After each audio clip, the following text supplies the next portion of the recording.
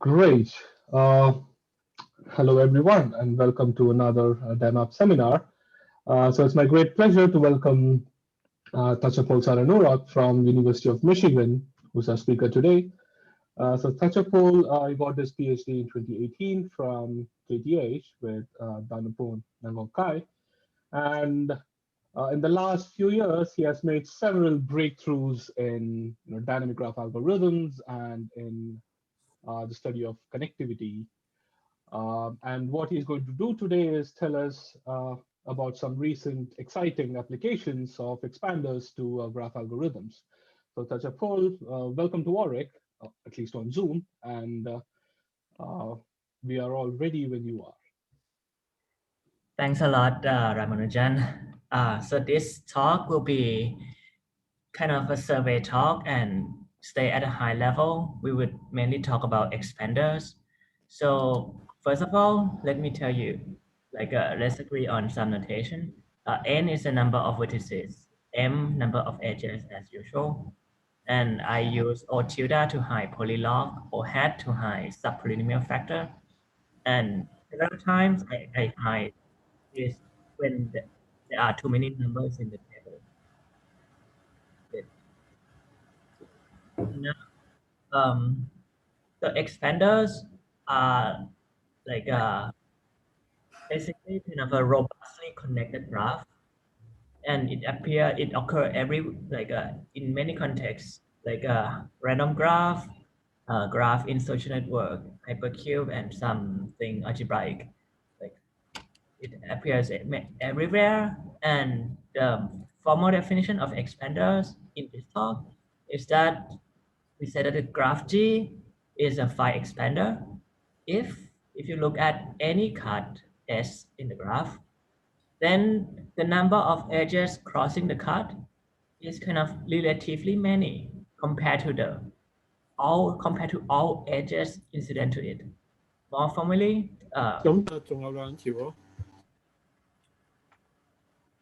okay. So more formally, if you look at any cut, the weight crossing the cut compared to the volume or like the sum of weighted degree of a cut, this fraction is at least phi for every cut. If that is true, then we call it phi expander. All right. And expander are great. It was used for constructing a lot of very strong objects like array correcting code, pseudo-random generator, and so on. And for this kind of application, I really recommend Avi's Wigderson talk in this link. And it also very useful algorithmically. Many problems become easier to solve on expander, like MaxFlow and so on. The question is that, can you actually exploit expander somehow in a general graph, in a graph which is not expander? And the answer is yes. And to be more precise, we can use expanded decomposition. So what it is? So expanded decomposition is a way to decompose graph into clusters, and each part are expander. More precisely, you have a graph and a parameter phi, and it will output a partition of vertex set such that each part induce an expander, induce a phi expander. And at the same time, the number of edges crossing each part, the intercluster edges here, there are only like 5 fraction of edges that are crossing. Okay. So this is kind of a good fact to know already, that every graph is always just a bunch of disjoint expander plus small fraction of edges. Every graph is like this. The better thing to know is that just recently, we can show that we can compute this thing deterministically and in almost linear time. One can find this very fast deterministically. Just one example, how would it look like in real graph? Like it kind of partition the graph into natural clustering. When the graph is an extreme case, like a path, it would look like this. It divide a path into subpath. Each part is each subpath have length like a 1 over polylog. That's how it is.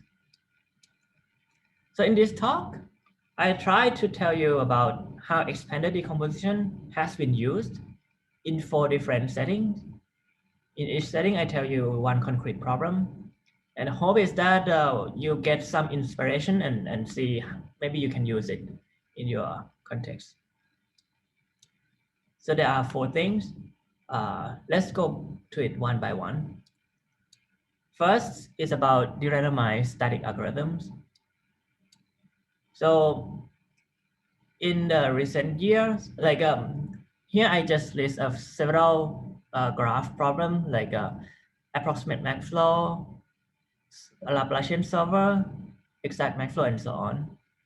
For all of this, there are like previously there are slower deterministic algorithm from like 20 years ago, but more recently, these things have been improved significantly using randomization. But now I tell you that with deterministic expanded decomposition, we make all of this deterministic as well without sacrificing the time, the running time. And it turns out that the starting point of all of these algorithms is to compute something called cut specifier. In this problem, you have a graph and you want to compute a graph H.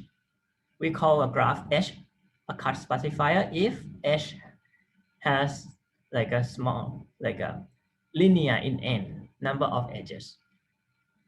It can be weighted graph now. And at the same time, for every cut, the cut size in H is preserved up to alpha factor. Okay. The cut size in H and G are preserved up to alpha factor. So several trade-offs is known about this problem. Bensua and Karger give an algorithm to compute very good approximate, like a 1 plus epsilon cut specifier in almost linear time, in near linear time, but randomized. One can do it deterministically and slow. Here we show that one can do it fast and deterministic, but with bad approximation. By the way, this is a very interesting open problem. Can you get the best of 3 worlds? So, but let me tell you how to do it fast, deterministic, but with bad approximation. So there will be 2 ingredients. The first is to tell you one first concept related to expanded decomposition. I call it repeated expanded decomposition.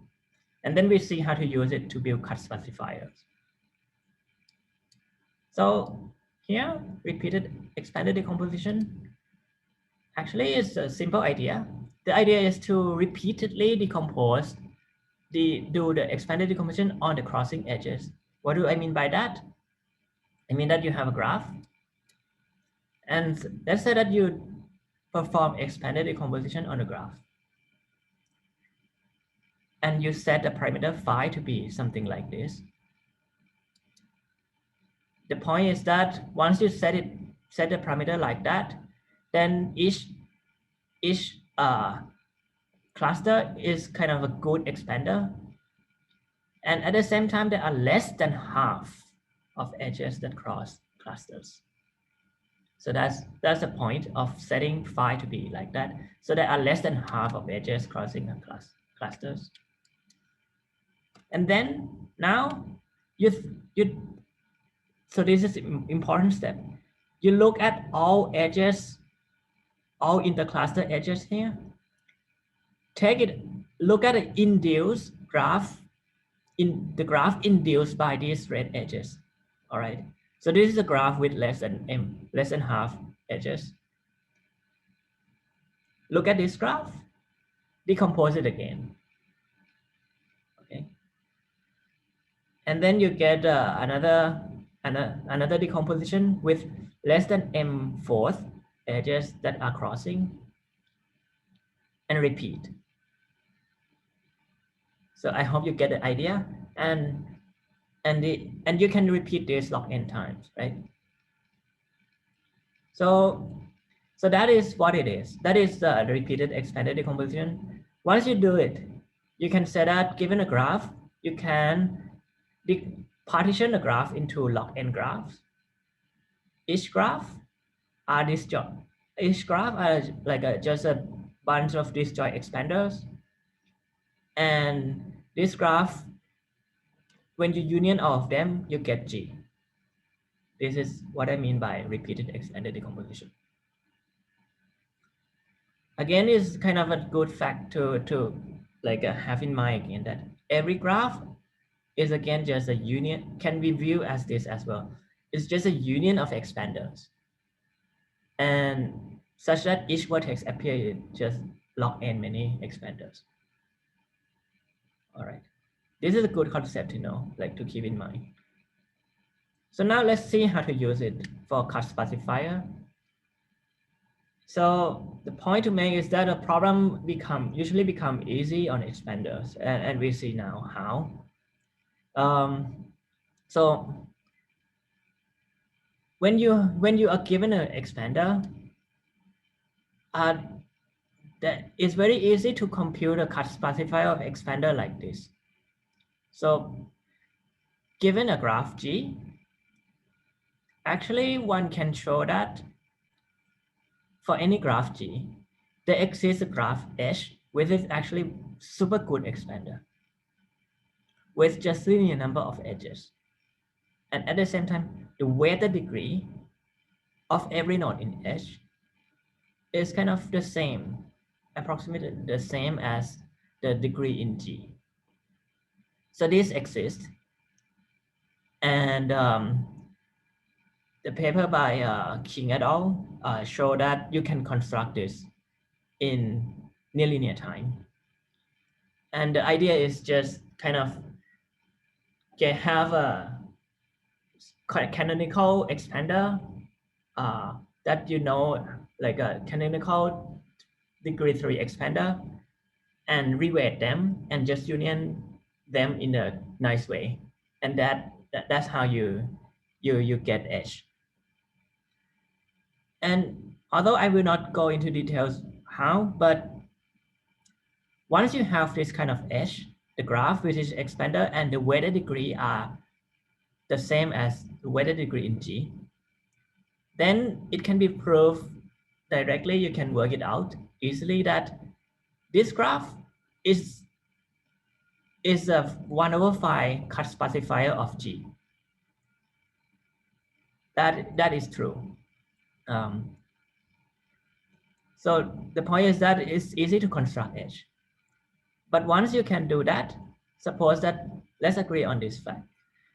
Once you can do that, what to do next to get a cut specifier of G, which is not expander? A G might not be expander.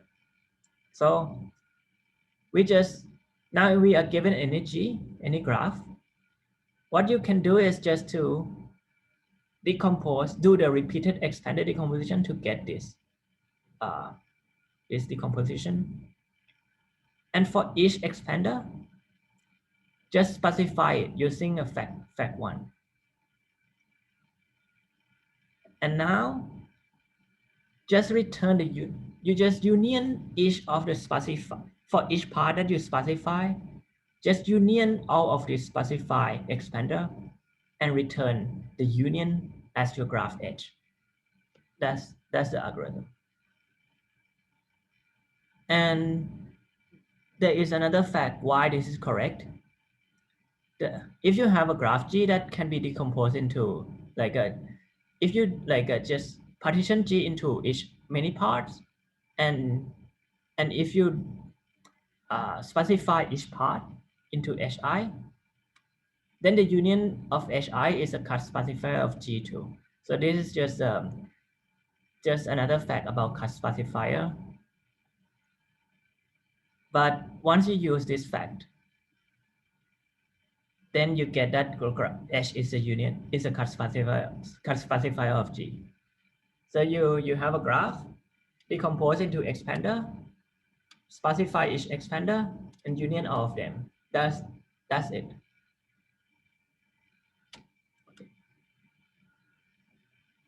And the time is linear. So any question about this? Thatchaphol, can I ask one quick question? Yes.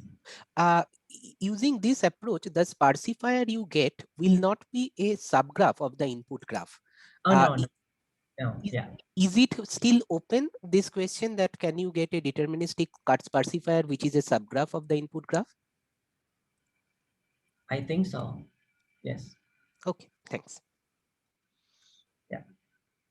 I mean, the work which spend a lot of time, you can get subgraph, but if you want nonlinear time, actually we don't know yet. Yeah. Okay, thanks.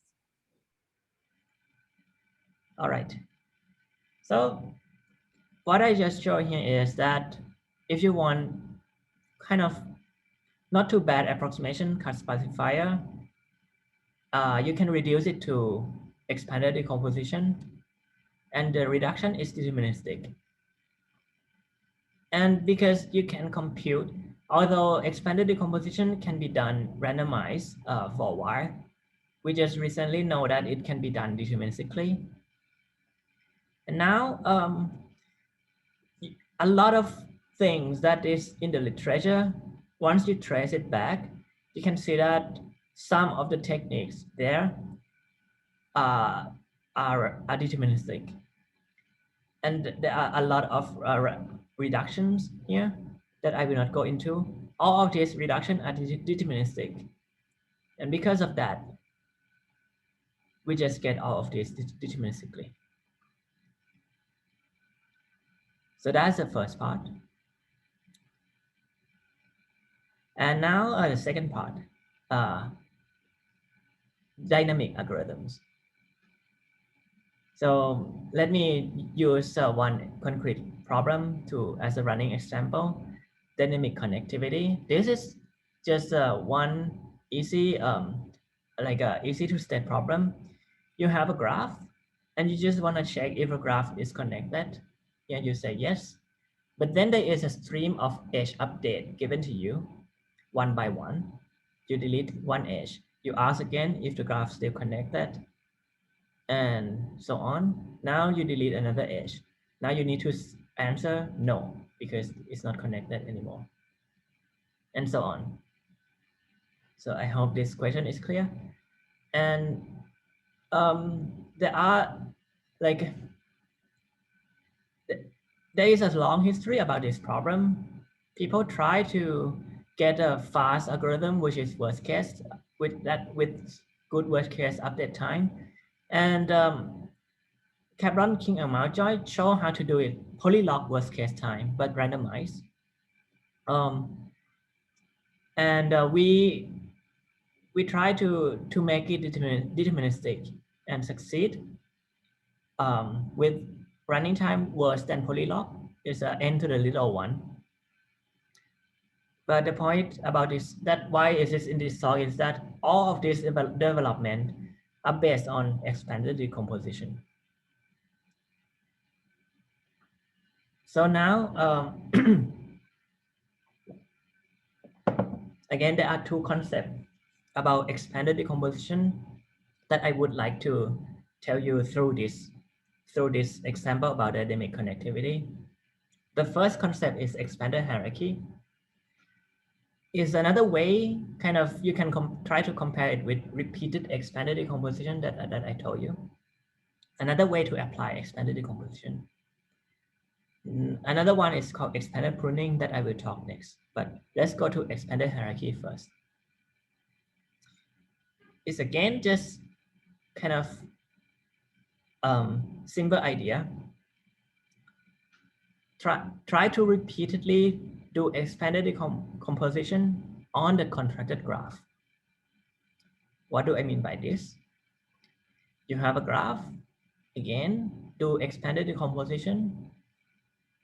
You choose a parameter such that, let's say, the number of intercluster edges are less than 1% or even smaller. And each expander here is like a 1 over into little one expander.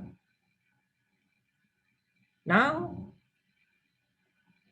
do it on a contracted graph. So you contract each cluster into a node. And with that, you get a multi-graph. And each of the red edges here just connect to the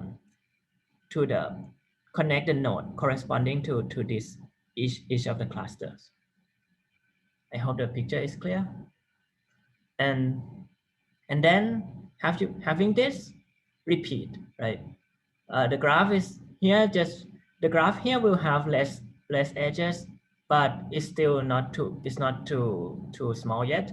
So you can repeat and so on until there is no edge in the last step. And with that, you can see that there will be only log n levels at most, because each of the time the number of edges is reduced by a constant factor. So this is what we call expanded hierarchy. Very simple idea. So if you have this hierarchy, you can see that you can use it to answer connectivity easily. Why? Because just look at the last level, right? There is only one vertex only if the graph is connected. If there are two vertices, if the graph was not connected, the last level will have more than one vertex. So that's easy. By the way, just want to tell you something which is not too trivial. If you want something like a spanning forest, it's also easy given the hierarchy. The reason is that you can try to look at each expander, find a spanning tree inside each expander, and then look at the next level, find a spanning tree inside each expander again and again. There is not too hard to observe that if you union all of these black edges, the spanning tree in expander, then this union will give you a spanning forest of the graph. So basically, if you want to find a spanning forest, the structure of hierarchy kind of reduce the problem to spanning tree on expander, which is kind of easy in the dynamic setting. Back to connectivity.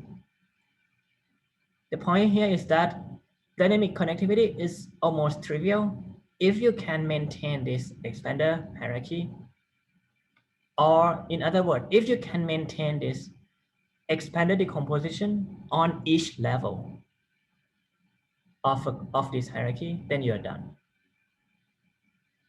right? So there is actually one important detail that I actually kind of hide under the rug, but I want to say a bit. That is to make the idea here work, the expanded hierarchy. On each level, I actually need to maintain something called boundary linked expanded decomposition. And in high level, it's kind of just a bit stronger version of expanded decomposition, such where the boundary edges are even more well linked in some sense. And with this stronger variant of expanded decomposition, the hierarchy will be actually much more powerful. And you can also not just dynamic connectivity or spanning forest. You can answer many other kinds of query, all pair min cards, sparse card, and so on. And recently, it has been used for solving a long-standing problem of.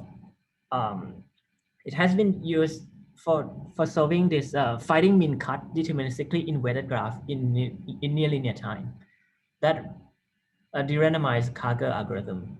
So it's also a useful concept outside dynamic algorithm too.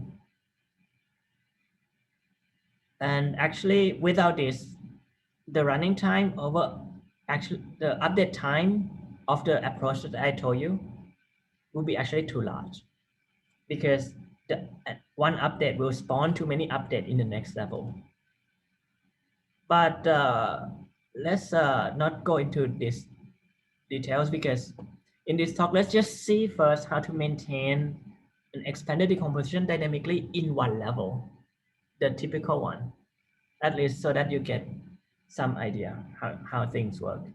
Actually it's already strong enough for several applications, the thing that I'm going to tell you. So doing dynamically maintaining expanded decomposition on each level of a hierarchy, we will use something called expander pruning. And that is a tool that is used in all dynamic algorithms that exploit expander. So another good concept to know, to have in mind. So again, just to remind you, you have expanded decomposition, and the goal here is to maintain this structure under edge update.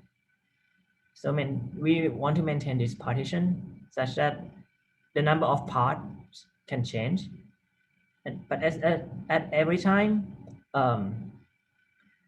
you get this good expander and small number of edges that are crossing. And the update time that we want to show is the small subpolynomial, and it is deterministic.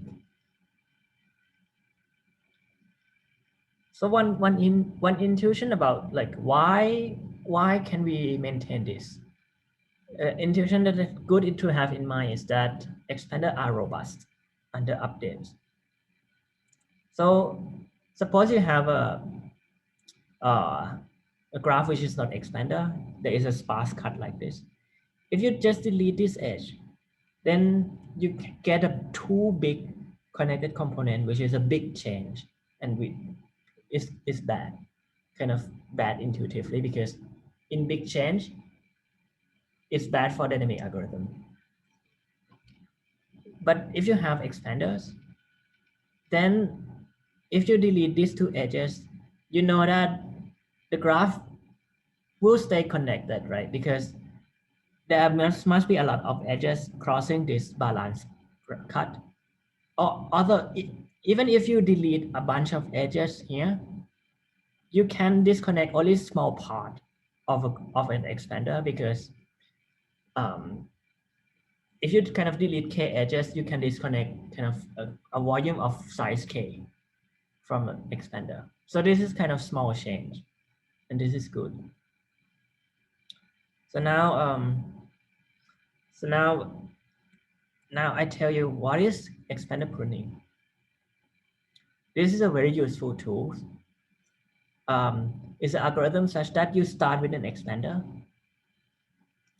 and then there can be some edge update. An edge update is given to you. Let's say you delete one edge. Then it will maintain a vertex set P like this, such that the complement of P is an expander.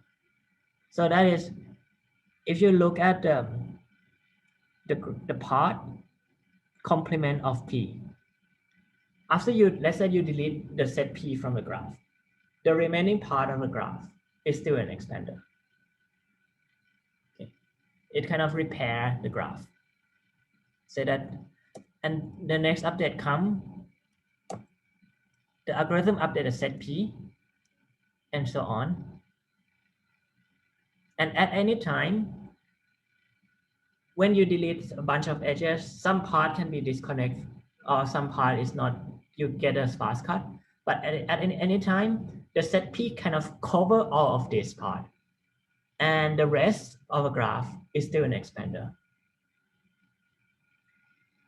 that is good, but the most important thing here is that the set P actually grow very slowly. Otherwise, there is no point. Otherwise, you can just set P to be the whole graph, the whole thing, and you don't need to do anything. But here it says that at any time, at time I, the volume of P is around I. It grows linearly in time. And the time to update the set P is also small on each step. So this is expanded pruning. It kind of says that, actually, any question about this? All right. So it says that for each update, it kind of cause only small problem because it said the problematic part grow very slowly and the remaining part is still expander. And just again, expander is necessary, right? Because if you have a sparse cut, if you delete two edges here, your set P need to be this big immediately, just to say that the complement is connected. So this kind of thing is possible only if you start with the expander. And then given expander pruning, it's easy to get dynamic expanded decomposition. How? You start the algorithm by doing expanded decomposition statically, and then just run expander pruning on each expander. So when there are a bunch of updates to each expander, you just grow up some prune set on each part. The remaining blue part is still an expander as we wanted. And if there are not too many updates, right, then the total size of the prune set have small number of edges too. The volume of P kind of grows slowly, right? So if there are not too many updates, the volume of P is small. So you can just treat them as intercluster edges. And that is exactly what we want. So this total red, the total number of red thing is just in total just m over enter little one. So that is exactly what we want. So now we know how to do dynamic expanded decomposition with small worst case time if there are not too many updates and deterministic. So that is actually like the idea how we can use it to get dynamic connectivity, do expanded decomposition, dynamic expanded decomposition, and make it a bit stronger, and you get a hierarchy. And once you get a hierarchy, you get a dynamic connectivity in a clean way. One can extend the framework in several ways, like use expanded pruning to maintain kind of a variant of expanded hierarchy or repeated expanded decomposition that I told you in the first part, and so on. And one can use it to get an improvement for a lot of other dynamic algorithms. That should be more, I think. So it's very like suitable technique for dynamic algorithms. And why? This is because expander are robust under updates. It's good for dynamic algorithms. And once you have expander are algorithmic friendly. It's well connected. There are many disjoint paths, large eigenvalue. So because of all of these good property, you can get fast dynamic algorithm on top of it. And expanded decomposition kind of tell you where to use this expander. All right. So that is the second part. Any question up to here?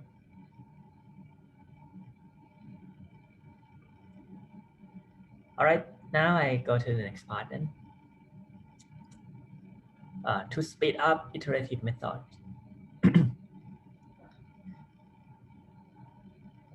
So this is kind of actually an application of dynamic expanded decomposition to the static setting.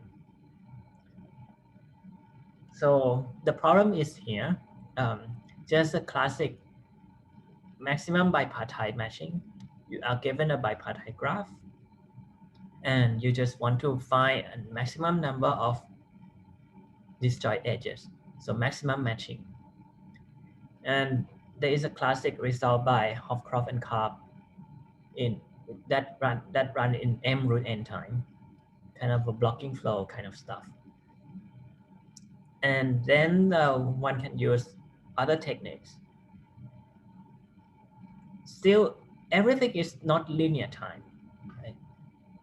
Here, what we show is that at least when the graph is not too sparse, it's moderately dense, then you get this time, which is optimal, near optimal. There is some polylog factor here actually. And actually we can generalize it to mean cost flow now. So once you get mean cost flow, you get everything else, transshipment, perfect matching, and so on, even in weighted graph. So that is a very cool, surprising thing. And I would like to tell you in very high level how we get this result. So to do that, I need to tell you a bit about the framework for doing this. The framework for this work is to use iterative point method. And let's look at the previous work by Lee and Sidford that use iterative point method too. The running time is m root n, but it doesn't just work for bipartite matching, right? They work for max flow and so on. So that's why it's very interesting. But I need to compare them like this. So the running time is m root n. And the reason for this running time is that they can show that the number of iteration is root n in the iterative point method. It's an iterative step that there are root n iteration, and in each iteration, what they need to compute is to compute electrical flow of a graph or solving Laplacian system. That's the equivalent things. So we know how to, by Spielman and Teng, we know how to compute electrical flow in nonlinear time.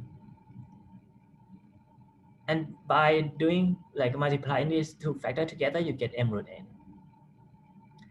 Now, the running time of m plus n to the 1.5 here come from the following. We use iterative point method, but again, the number of iteration still is root n. But the point is that in each iteration, using the framework by Cohen-Lee and Song and the one by Jan van den Brand and so on, it's called robust IPM, robust iterative point method. One can show that in each iteration, we actually need something less than computing the whole electrical flow. What we need is to just list our edges with large electrical flow and by large is large in some sense, like a large in energy actually. I don't have time to go into the details, but once you can show that this is the only goal, like by a lot of work here based on this work, you can show that each iteration you just need this. And now if your goal is just here, it turns out that this goal is easy to do on expanders. So and what you can do is that in each iteration of the iterative method, the weight that the iterative method update, the weight of each edge will change. So the corresponding expander will change through time on each iteration. So we need to maintain dynamic expander decomposition. On each expander that we maintain, we use a fast algorithm on expander. And that algorithm just takes linear in n time. And because of this, each iteration that we got, in each iteration, we just spend like n time. That's why you get this n to the 1.5 here instead of m root n. That's a very high level thing to say. But that is what I want to convey about this is just that although you have very complicated work, there might be a way to reduce a problem to expander. See that, okay, your problem that you need to solve is easy on expander. Once you see that, expander decomposition might come into play.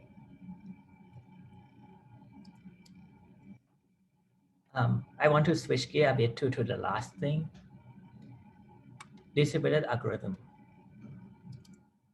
So that is the last part. Here, sorry, how much time do I have from now actually? 13 minutes. 13 minutes. Yeah. Okay, I see. All right. So, okay, in this, we kind of switch gear a bit here. We talk about another model of computation called CONGEST. This is a model of computation for graph algorithm in the distributed setting. So here you have a network, and like what we want to do is that think of this as each node as one computer, and the goal is to compute something about this underlying network. But in this model, what you have is that each node, a computer, can talk to only its neighbor locally. So in each round, you can send a message to only its neighbor. And the size of the message is small. Think of one number, log n bits. So we want to, given this network, we want to compute something, let's say a size of min cut, or the graph is connected or not, and so on. And we want to minimize the number of rounds. So that's CONGEST. Now there is a related model called congested clique. It's a strictly stronger model. How? You just, instead of saying that each node can send a message to its neighbor, now you allow all-to-all communication. So each round, you can send a message to everyone. The message size is still log n bits, but you can send to everyone. So 1 and 4 can talk to each other in each round too. So that's the difference. That's the only difference.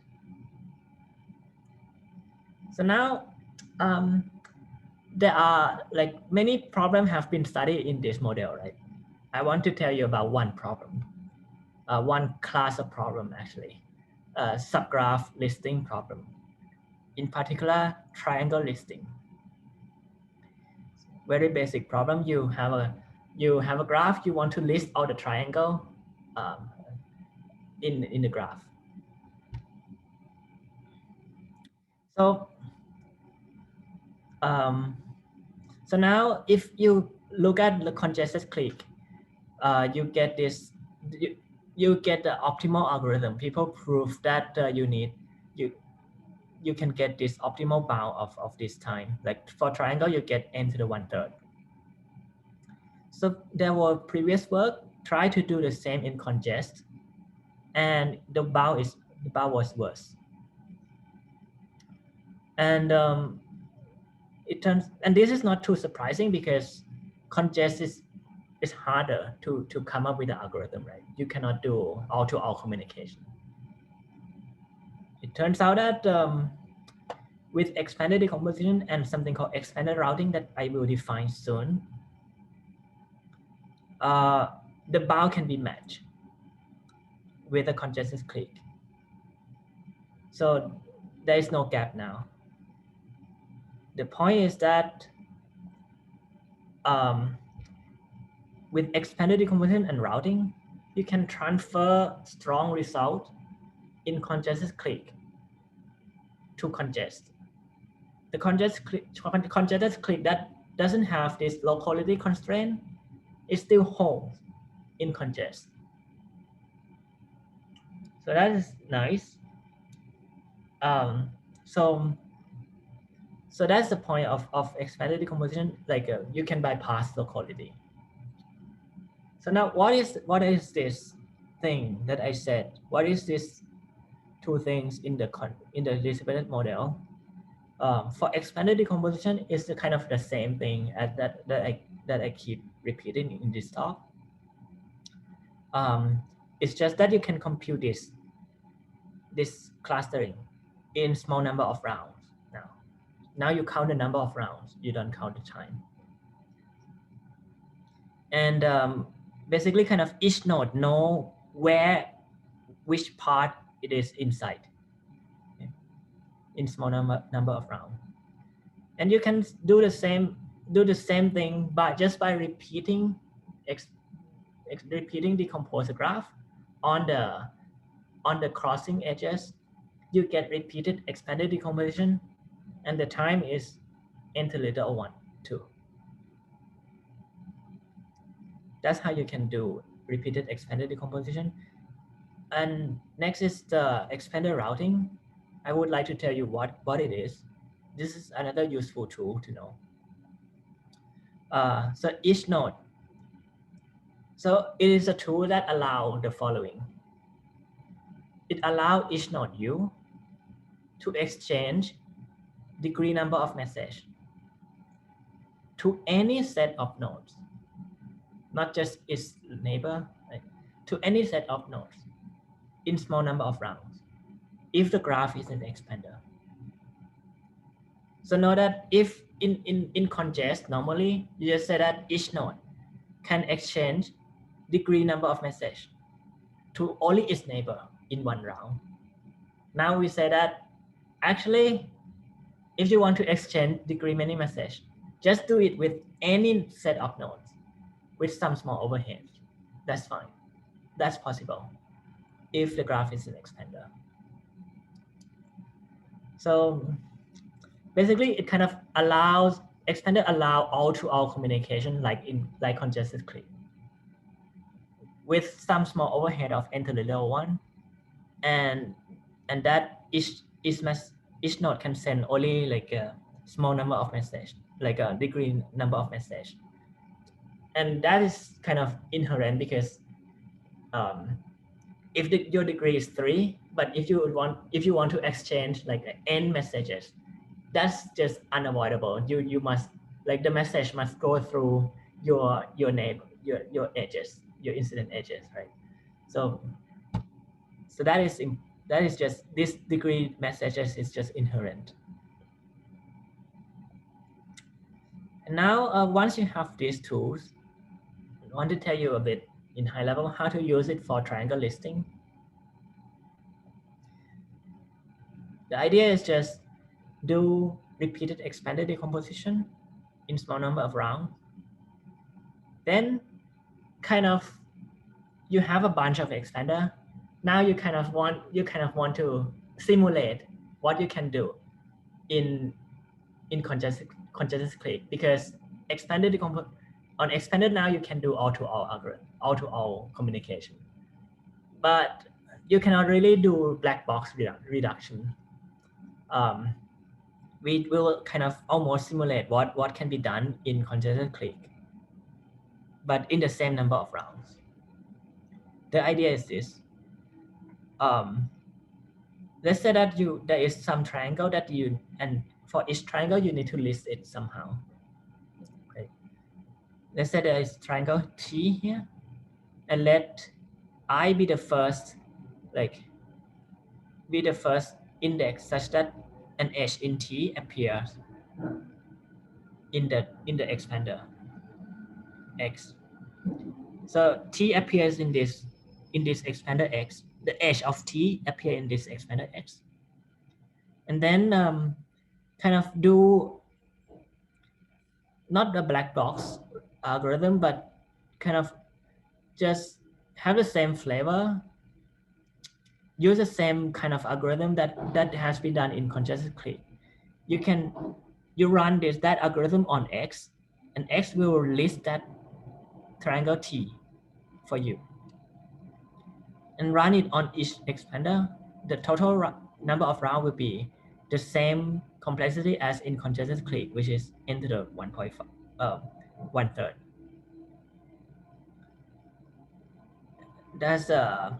That's how we get this bound in congest. So now I want to recap. So I have kind of go through several settings and show that expanded decomposition can be useful for the randomized static algorithms. Get a lot of things for dynamic algorithm, not just the randomized, but also speed up and speed up iterative methods, and bypass locality for distributed algorithms. So that's like a lot of things, but what I want actually to want you to take away really from this talk is so that you know that there exists this kind of concept, expanded decomposition here. And if you repeatedly decompose the graph on the crossing edges, you get this repeated expanded decomposition. If you repeatedly decompose on the congested graph, you get expanded hierarchy. And there is expanded pruning that you can maintain expander under edge updates, and expanded routing that is very useful in the distributed setting. So that with those two, we get kind of a algorithmic design template. That is, given any problem, you try to solve first on expander. Or if you are familiar with random graph, think of random graph because that is expander too. Try to solve it in expander. If it is in the distributed setting, expanded routing might help you because it now allows all-to-all communication. And once you solve that, try to generalize on general graph. To generalize, you can try to use expanded decomposition. And there are two variants to apply expanded decomposition repeatedly. So repeated expanded decomposition and the hierarchy. That's two ways to do it. And this is some example that we can use it successfully for this variant. And in dynamic setting, you might need expanded pruning too, so that you can maintain your expander under updates.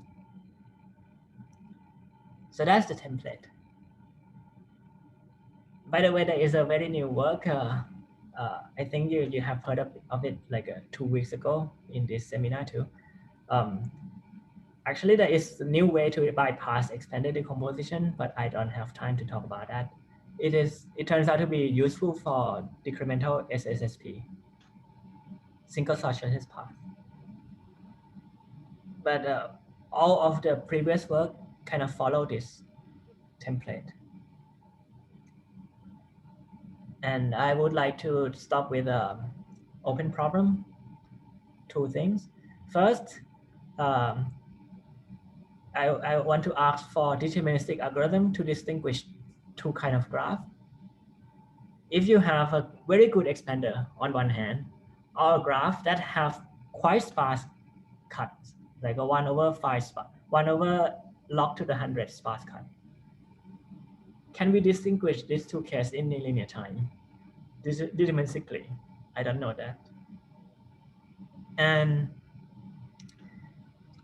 the next thing is this algorithm, that is, if you are given an, like, let's say even bounded degree expander, and what you want to do is to find a set of paths that connect from node 1 to 2, node 3 to 4, 5 to 6, and so on, like a matching, perfect matching. And we need that each path must have length polylog, and at the same time each edge is used by not too many paths. Can we do that in nonlinear time?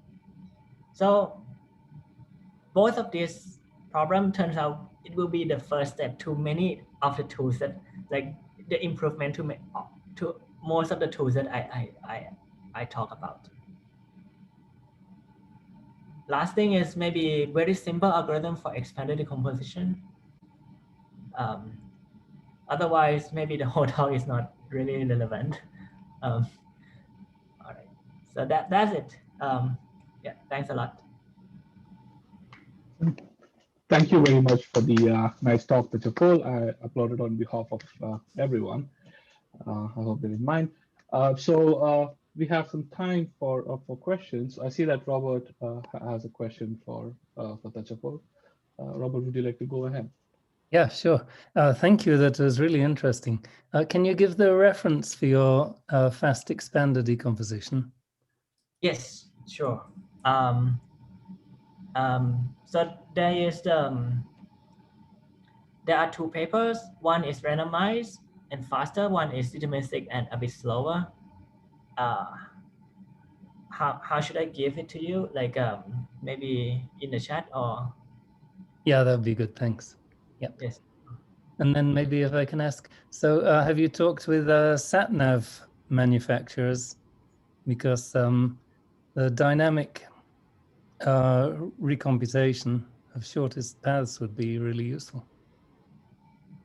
Oh, I think I didn't talk yet. Yeah, might be cool to talk.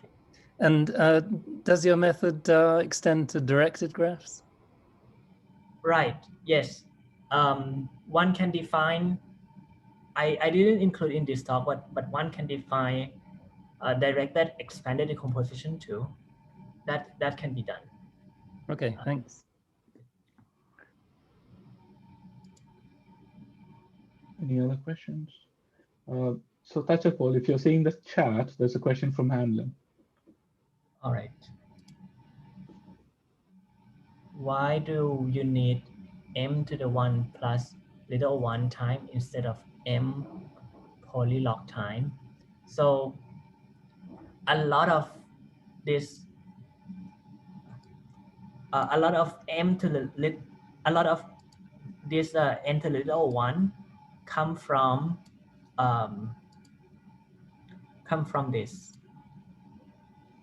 this work that do expanded decomposition deterministically, but we don't know how to get below, how to avoid m to the, like this is m to the 1 plus little 1. I don't know how to get m polylog for this. And that is why the first step to removing that is the first open problem. The first open problem here.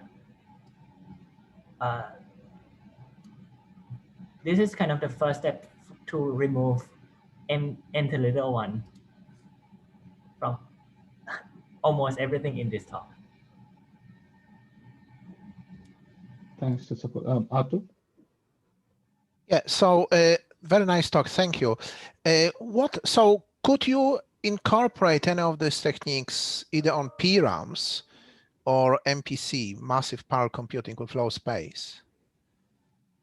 So I haven't thought about MPC before, but for PRAM, several algorithms can be done actually, because at the end it is almost one can show that there is a way to do expanded decomposition.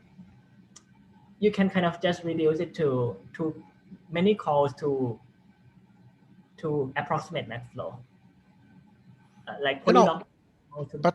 But you know that max flow is difficult on PRAMs. But approximate I don't know, but yeah, approximate max flow, I think it can be done in PRAM, but exact, I don't think it's known. Yeah, but because we just need approximate max flow. I see. That it can be done in PRAM. Okay. Thank you. Thanks, Atul. Tokan, would you like to unmute yourself? You are muted. Yes. Yes. Thank you. Thank you very much for a very nice talk. I have a question about the expander decomposition, and maybe this is naive. I didn't think a lot about it, but so in the statement, you have this linear number of edges between the parts, but you say that, I mean, this theorem, I don't think it says anything about where those edges are. So is there a way of controlling so that each part you get has a reasonable number of edges? So is there a way of doing the decomposition, or at least controlling it a bit better, maybe, of course, with a loss of efficiency or kind of quality? Is that clear? Sorry. So I just get a high level idea of yours that you want small control, but I'm not sure what kind of control you. I want those edges in between the expanders to be kind of guaranteed to be distributed evenly over or like dependent on the size of the components, instead of all of them could be to a central small group. I want to avoid that. So small cuts in the, I mean, small relative cuts for each expander. I got what you mean. Yeah, one can do something similar to that actually, in this sense. That is, if you have a graph and you have this expander, one can show that we can decompose it in such a way that the total number of edges, the total number of crossing edges incident to this vi is something like is small fraction compared to the volume of vi. Okay. So on each expander, the number of edges incident to it is kind of small compared to itself too. So each one is a sparse cut, so you can guarantee that it's a sparse cut. Okay, yeah, that's right. So is there a reference to it? Is it in the original? So it is in the paper called the expander hierarchy. Okay. Yeah. Expander hierarchy. I just send it in the chat. All right. Thank you very much. By the way, Robert, I just send the paper about expanded decomposition, which is kind of simple, the simplest variant, how to compute that to you. Yeah. Many thanks. Hey, thanks a lot, Thatchaphol, and I didn't see any other questions. Okay, so thanks, Thatchaphol, for this very nice talk and the very nice overview of the state of the art. Thanks to everyone for joining. I look forward to seeing you all next week. Thank you very much for inviting me. Yeah. Thanks, Thatchaphol. Bye-bye. Bye-bye. Thank you. Bye-bye. Bye. Thank you.